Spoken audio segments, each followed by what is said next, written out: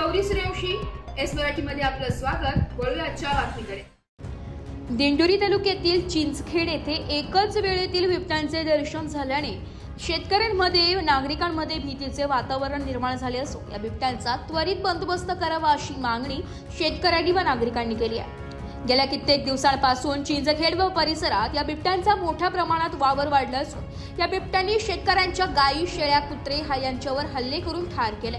आता तर हे बिबटे दिवसा व रात्री नागरिकांना दर्शन देत असल्याने शेतकऱ्यांनी शेतात जावे की नाही, मजुरांनी शेतात काम करावे की नाही अशी परिस्थिती निर्माण झाली आहे। येथील शेतकरी रवी जगताप हे आपल्या शेतामध्ये नेहमीप्रमाणे जनावरांसाठी गवत कापण्यासाठी शेतात गेले असता त्यांना शेतामध्ये 3 बिबटे या ठिकाणी आढळून आल्याने त्यांनी आपल्या मोबाईलमध्ये या तिन्ही बिबट्यांचा व्हिडिओ काढला।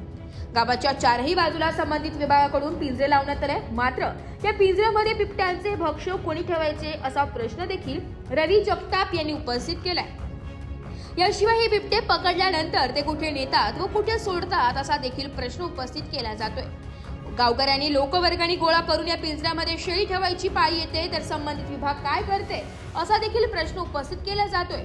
तरी संबंधित विभागाने याकडे त्वरित लक्ष देऊन बिबट्यांचा बंदोबस्त करावा अशी मागणी शेतकरी रवी जगताप, सुखदेव फुकट, विशाल आथरे, शरद आथरे, पंकज आथरे, विष्णू पवार, राजेश आथरे, आनंद फुकट यांच्यासह शेतकऱ्यांनी व नागरिकांनी केली आहे।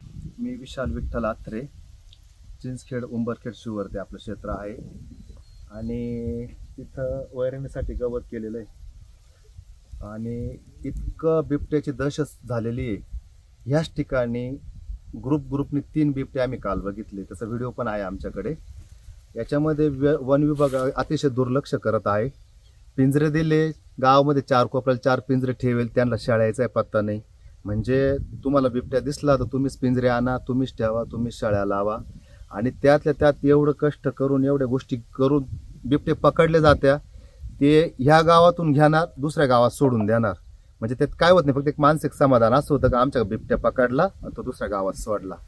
निदान गव्हर्नमेंटने किंवा वन विभागाने आम्हाला परमिशन द्यावा का पकडा आणि तुम्ही ते मारून त्याचा नायनाट करा, तेव्हा ही बिबट्याची संख्या कमी होणार आहे।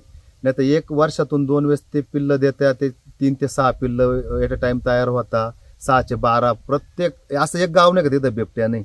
मग उद्या कुत्रे तर संपले, आता माणसं संपणार आहे बिबट्यामुळे। त्याच्याकरता मला एक शासनाला विनंती अशी आहे, तर एक तर बिबटे पकडले तर तुम्ही डायरेक्ट जंगलात नेऊन आम्हाला व्हिडिओ दाखवा, हा बिबटा इथं पकडला आणि तिथं सोडला, असं डायरेक्ट जाहीरपणे दाखवत चाला, तेव्हा आमचं मानसिक समाधान होईल का खरंच पकडला आणि सोडला। नाहीतर मग डायरेक्ट गव्हर्नमेंटने परमिशन द्या का तुम्ही बिबट्या पकडा मारून त्याचा नायनाट करा, आम्हाला बॉडी द्या, असं तरी काहीतरी एक एस मराठी न्यूज साठी तालुका प्रतिनिधी बापू चव्हाण, दिंडोरी। अशाच नवीन ताज्या घडामोडी जाणून घेण्यासाठी आमच्या एस मराठी न्यूज चॅनलला लाईक करा, शेअर करा, सबस्क्राईब करा आणि बेल आयकॉनला क्लिक करायला विसरू नका।